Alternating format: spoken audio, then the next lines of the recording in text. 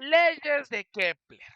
Bueno, vamos rapidísimo a grandes rasgos a contar un poquito acerca de la historia de Johannes Kepler, ¿vale? Él fue un científico alemán, fue astrónomo, fue matemático, ¿sale? ¿Vale? Y él es conocido principalmente por sus leyes sobre el movimiento de los planetas con respecto a la órbita solar. ¿Sale? ¿Vale? O a la órbita alrededor del Sol. Acuérdense que todos los planetas tienen un caminito que siguen para desplazarse alrededor del Sol. ¿Cómo se le llama a ese movimiento que siguen los planetas para desplazarse alrededor del Sol sobre su órbita? Traslación, y es pregunta de examen, ¿verdad? Exactamente, es traslación. ¿Sale? ¿Vale? Eso se los expliqué en geografía. Entonces, Johannes Kepler, con sus tres leyes, nos ayudó a explicar, a describir cómo iba a ser este movimiento que los planetas realizan alrededor del Sol sobre su órbita. Y cada planeta tiene su propia órbita. ¿Sí me doy a entender? Entonces de aquí sacamos dos preguntas de examen. Primero, ¿sale? ¿Vale? ¿Quién fue Johannes Kepler? Fue el matemático, científico y astrónomo alemán que estudió el movimiento de los planetas alrededor del Sol sobre su órbita, o sea, sobre su órbita. ¿Sale? ¿Vale? Y la otra pregunta de examen es que es el movimiento de traslación. Ese es de geografía, pero pues aquí se coló, ¿no? Acuérdense, el movimiento de traslación para cualquier planeta en geografía nos limitamos a la Tierra, pero para cualquier planeta corresponde al desplazamiento que un planeta hace alrededor del Sol siguiendo una trayectoria. A esta trayectoria se le conoce como órbita. ¿Y cuál es la forma de una órbita? Pregunta de examen. Es elíptica, es una elipse. De hecho, en matemáticas vamos a ver las elipses. Y esa es la forma que tienen las órbitas de los planetas. Elípticas, pregunta de examen. ¿Sale, vale? ¿Ya quedó anotado?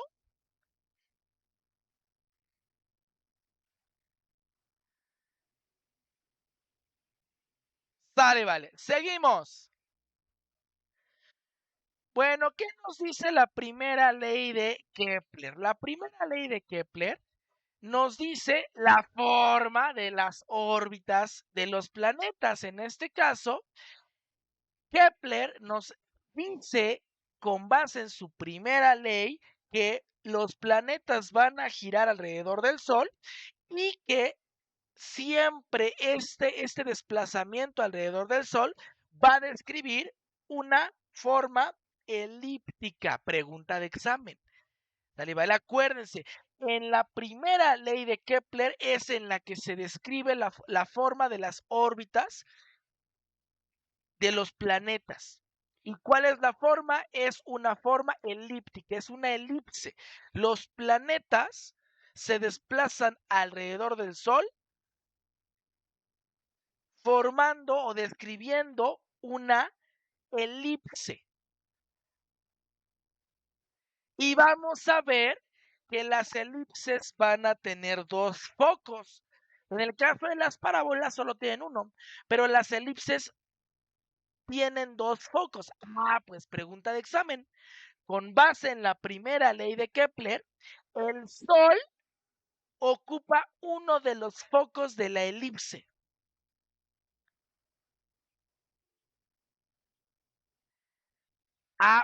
La elipse es la forma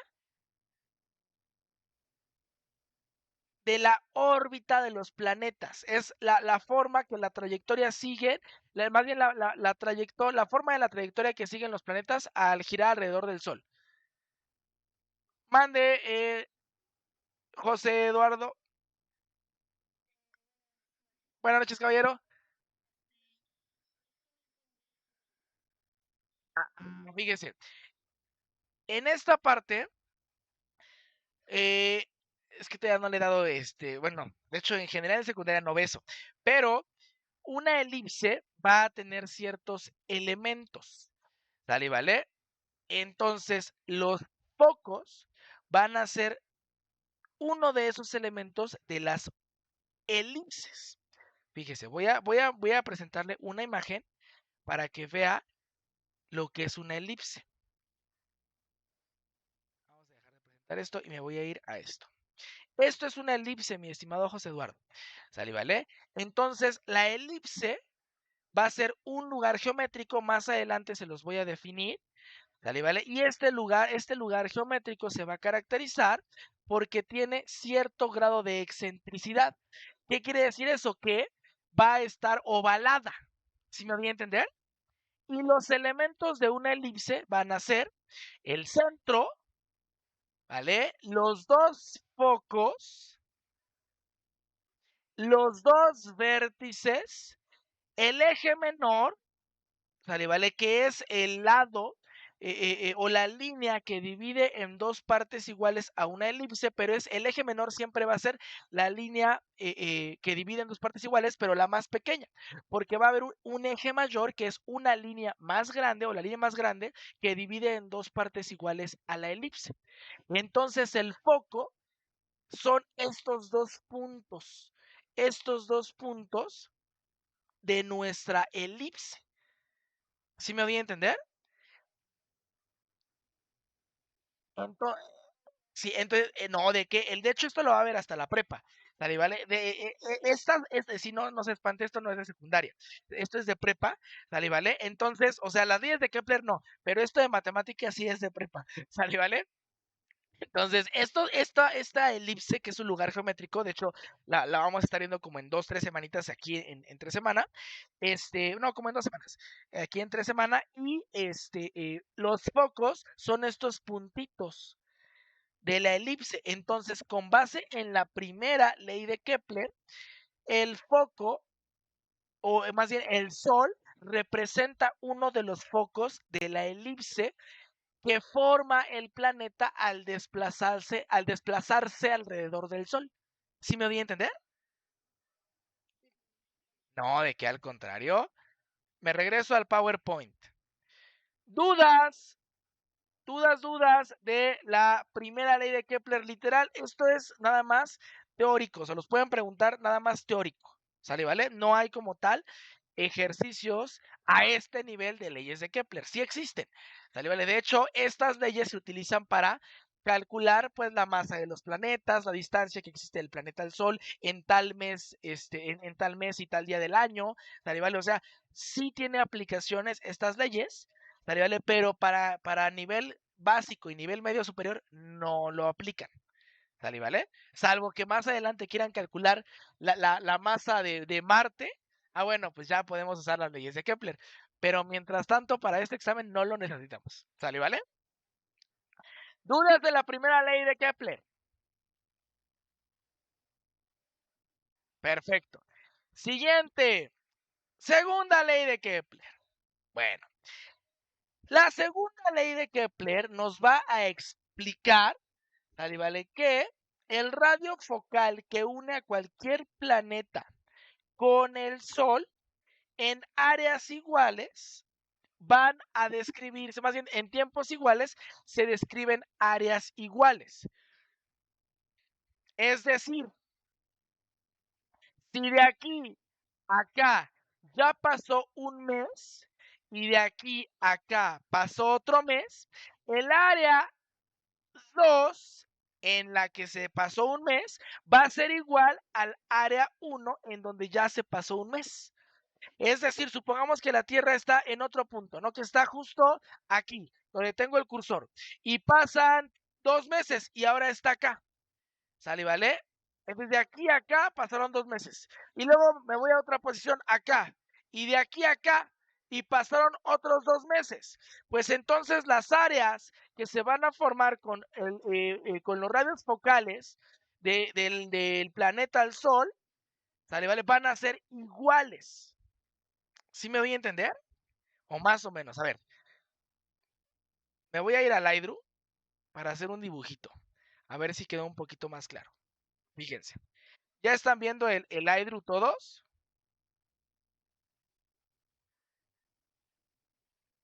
Vale, primero vamos a sacar una elipse, ¿no? para no errarle al lugar geométrico. Ahí está la elipse. Acuérdense, ¿por qué una elipse? Pues porque la elipse es la forma, ¿vale?, que tienen las órbitas que siguen los planetas para girar alrededor del Sol, ¿no?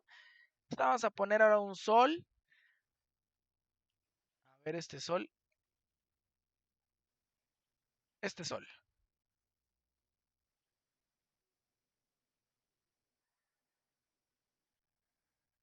Ahí está muy grande ese Sol.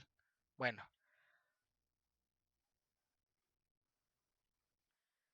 supongamos que el Sol está más o menos aquí. Ahí está el Sol. ¿Sale, vale? Y vamos a poner un planeta, que sea el planeta Marte. Ahí está. Obviamente también saben que dependiendo del tamaño de la órbita, pues es la duración que tiene el movimiento de traslación de cada planeta. ¿Sale, vale? Mientras más alejado del Sol esté un planeta, obviamente más tiempo va a tardar en darle una vuelta completa. ¿Sale, vale? Entonces, aquí está el planeta Marte. ¿Sale, vale? Entonces, supongamos que aquí está el 1 de enero del 2025, ¿no? Ahí está, ¿no? Aquí empieza el año. Y entonces, acá ya va a ser, 1 de febrero, marzo, de abril del 2025, ¿no? Ahí está, ¿vale? Entonces, fíjense, voy a marcar dos radios focales. ¿Qué son los radios focales? Van a ser las líneas que van a unir a uno de los focos, en este caso el foco es el Sol, ¿sale, vale? Con uno de los puntos de la elipse, en este caso van a ser mi planeta. Aquí está Marte el 1 de enero y aquí está Marte el 1 de abril. Entonces, ¿en cuánto tiempo pasó del 1 de enero al 1 de abril?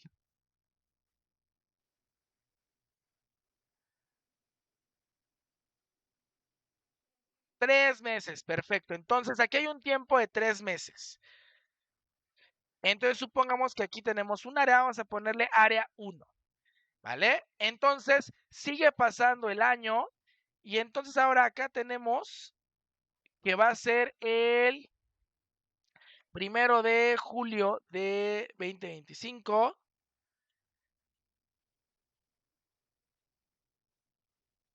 y acá va a ser el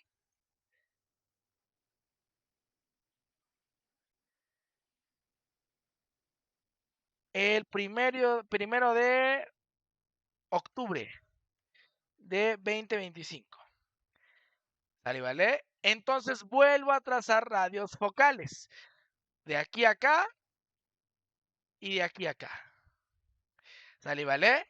Y entonces del 1 de julio al 1 de octubre, ¿cuánto tiempo pasó?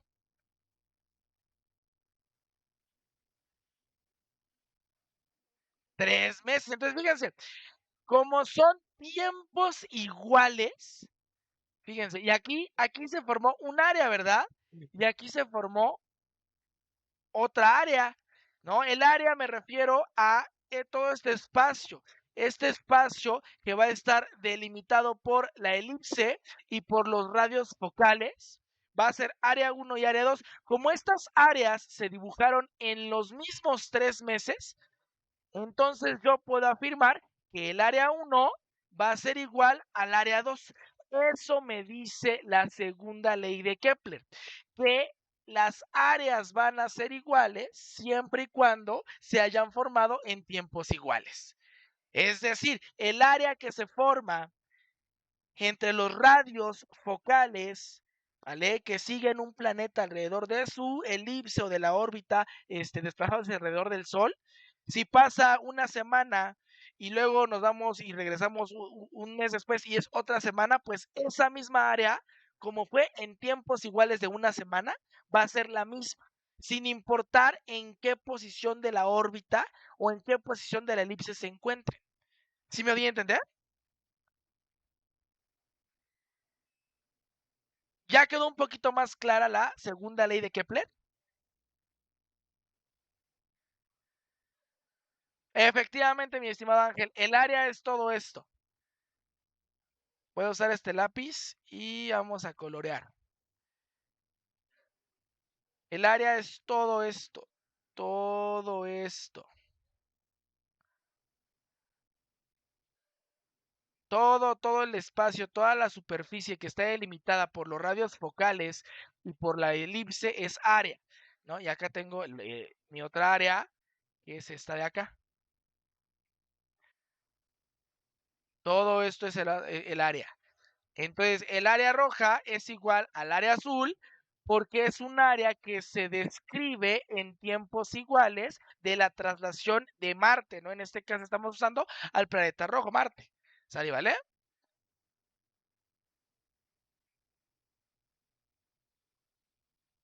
¿Dudas? ¿Dudas? Esto es pregunta de examen. Y de hecho, aquí podemos también recordar otras dos preguntas de examen. ¿Cómo se le conoce al punto de la órbita más cercano al Sol?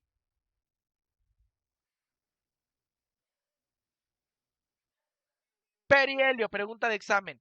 El perihelio es el punto de la órbita más cercano al Sol.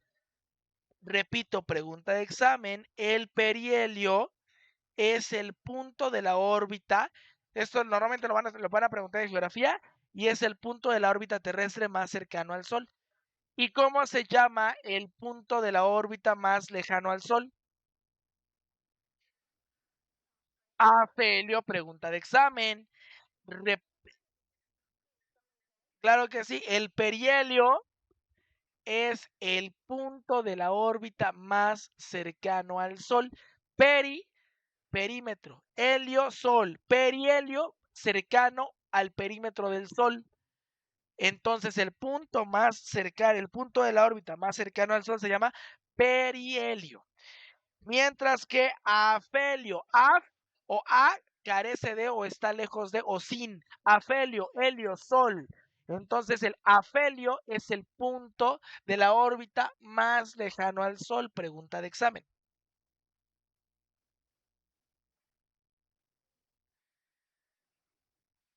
¿Dudas?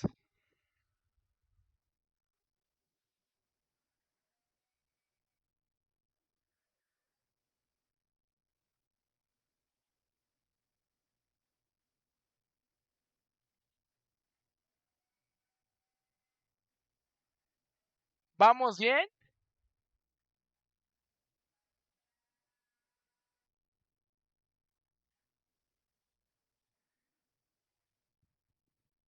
Perfecto. Sale, vale. Me regreso al PowerPoint, ¿va?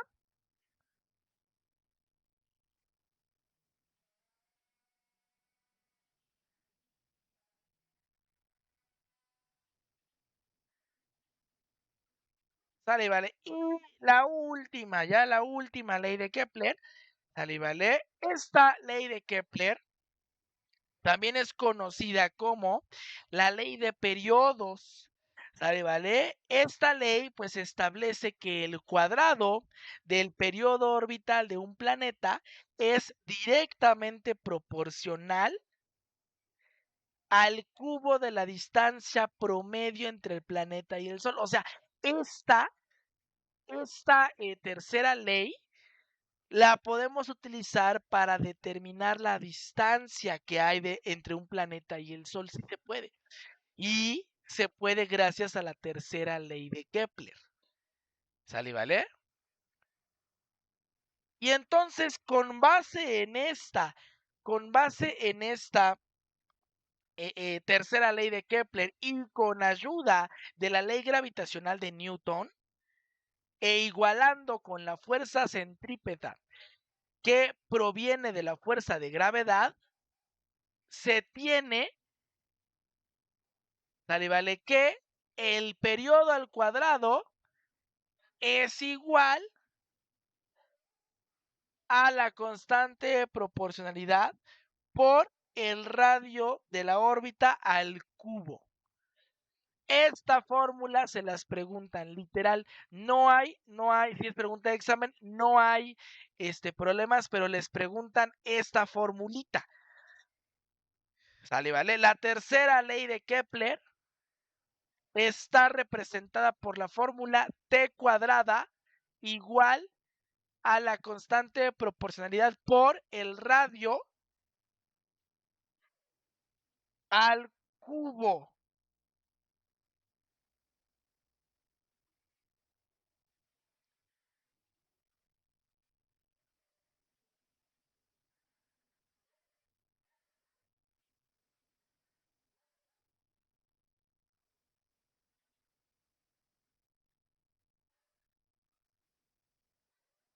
¿Y qué es el periodo? Pues es el tiempo transcurrido para completar toda la traslación.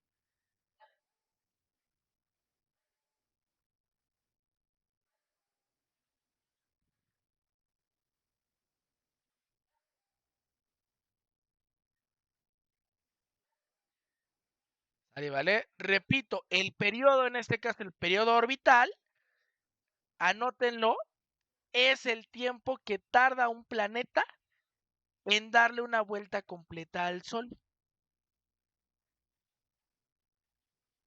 Entonces, aquí nosotros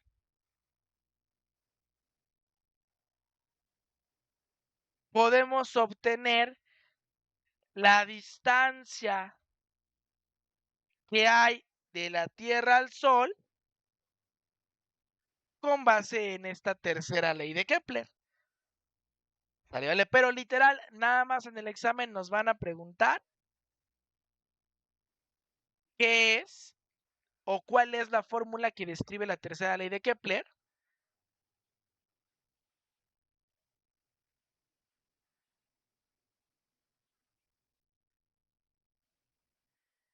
Y en el caso de los que van para área 1 y los de Comipems, les pueden llegar a preguntar lo que es la fuerza centrípeta.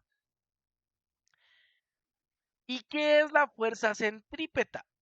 Bueno, imaginen que ustedes están agarrando a sus hermanitos pequeños, no, eso no, que están agarrando a... Es que antes jugábamos coleadas pero ya no nos voy a dar ideas. Bueno, están agarrando un objeto, ¿sale, vale? Y entonces amarran ese objeto a una cuerda y ustedes empiezan a girar, es decir, hacen que ese objeto gire alrededor de ustedes. Es como si ustedes fueran el centro. ¿Sale, vale? Bueno, la fuerza centrípeta es la fuerza que ustedes hacen desde el centro para sostenerlo y que no salga volando ese objeto.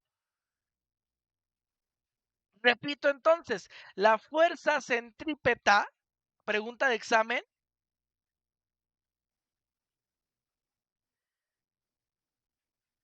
es la fuerza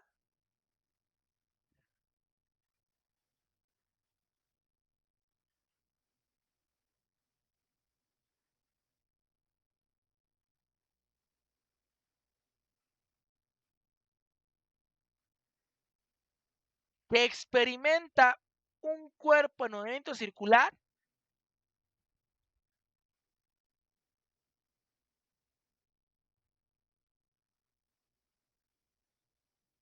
para que a ver, alguien, mande, José Eduardo. Ah, ahí voy. La fuerza, mande, José Eduardo.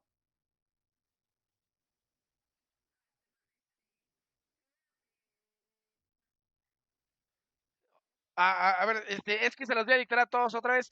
Entonces, ¿cuál es su duda?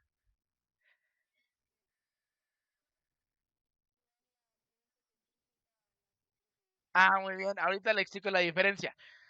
¿Sale, vale? Ahí va, entonces, repito. Fuerza centrípeta. Tanto la centrípeta como la centrífuga, ¿vale? Van a estar dentro del movimiento circular.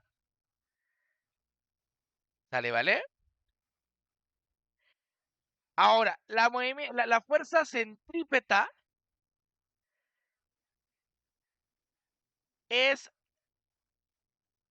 la que se genera desde el eje en un movimiento circular para que ese movimiento se dé.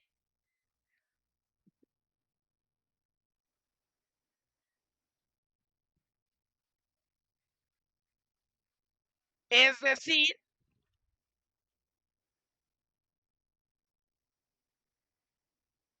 es la fuerza que haría que un objeto se mantenga girando en forma circular.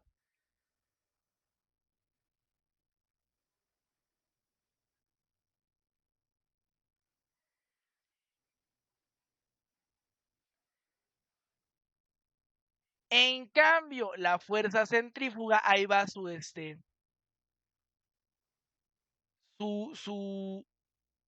pregunta.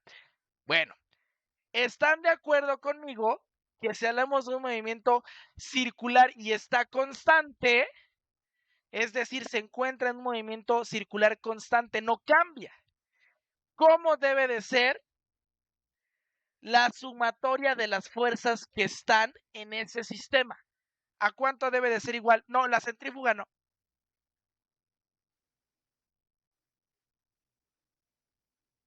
Si están, a ver, si se está moviendo de manera constante, no cambia. ¿Qué significa YOLO? Imagínese YOLO, pensemos en un planeta que está desplazándose alrededor del Sol. ¿Cambia la forma en la que se desplaza el planeta? No. Y para que no cambie, ¿qué tiene que ocurrir? ¿Cómo está ese sistema?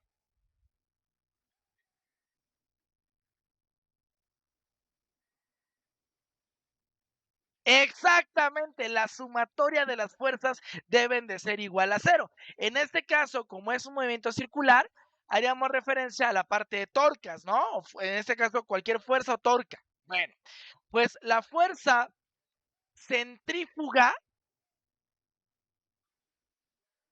es la fuerza contraria que va a experimentar el objeto que está siendo girado desde el centro hacia afuera para neutralizar la fuerza que se genera desde el eje y que el sistema se encuentre en un movimiento constante. Es decir, pensemos que yo estoy haciendo girar el objeto. La fuerza que yo ejerzo sería la fuerza centrípeta, pero como es un movimiento constante, para que se genere un sistema en equilibrio debe de haber otra fuerza que contrarreste la fuerza centrípeta para que el sistema se encuentre en equilibrio. Esa fuerza contraria se llama fuerza centrífuga y es la fuerza que va a aparecer en el cuerpo que estoy haciendo girar. ¿Sí me voy a entender?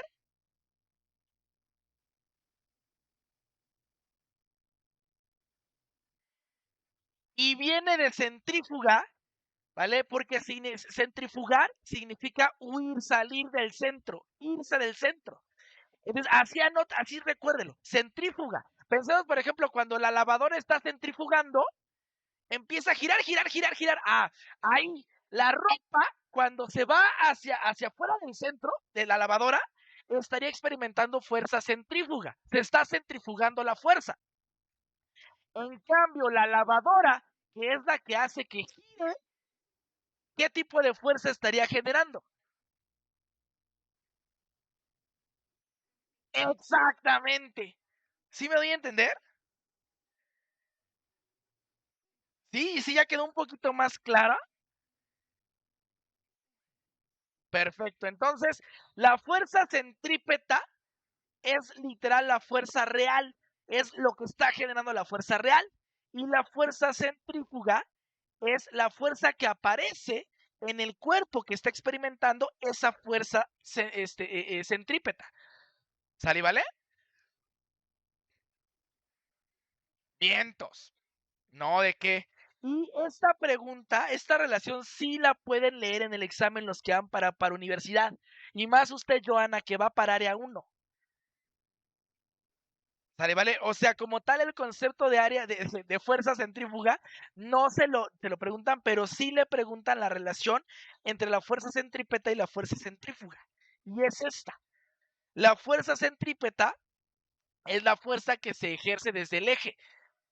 ¿Sale, vale? Que prácticamente sería la fuerza real, digámoslo así, la centrípeta. ¿Sale, vale? Y obviamente con base en la mecánica clásica, la fuerza centrífuga es la fuerza que aparece en el cuerpo que está siendo girado por el eje. ¿Sí me voy a entender?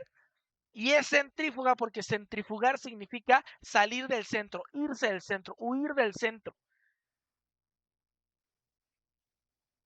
¿Sale, vale?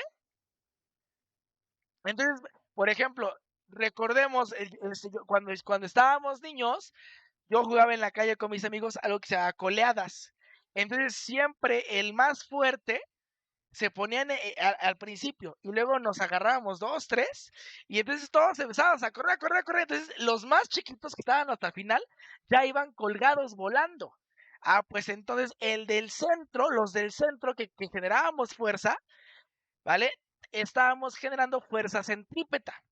Y los chiquitos que iban volando hasta el final, ya ellos nada más estaban experimentando una fuerza centrífuga, se estaban alejando del centro. Entonces, cuando uno soltaba el chiquito, pues salía volando y se estrellaba con las banquetas o ahí en la tierra, salía volando. Ah, esa es la acción de la fuerza centrífuga. Bueno, es resultado de la fuerza centrípeta, ¿vale? Y la fuerza centrífuga es la que estaba experimentando este niño antes de salir volando. Entonces, la fuerza centrípeta es la que se ejerce desde un eje en un movimiento circular, en un movimiento curvilíneo, constante, para hacer girar a un objeto. Y cuando se hace girar a un objeto, aparece una fuerza en el objeto que está siendo girado. Esa fuerza se le conoce como fuerza centrífuga. Centrífuga, centro, fuga, irse, centrífuga. Vamos a la fuga. Ah, fuga es irse. Centrífuga, fugarse del centro. Así acuérdese. Piense, siempre fuerza centrípeta y centrífuga hace referencia a un movimiento circular, ¿no? Entonces, en este caso, piense, ¿quién es el que tiende a irse del centro? El que está siendo girado, ¿no? Ese es el que experimenta la fuerza centrífuga.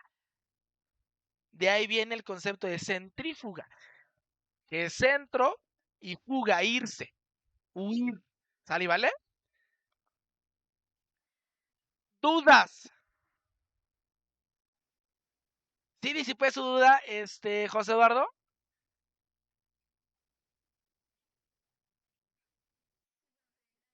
Sale, vale, vientos. Seguimos.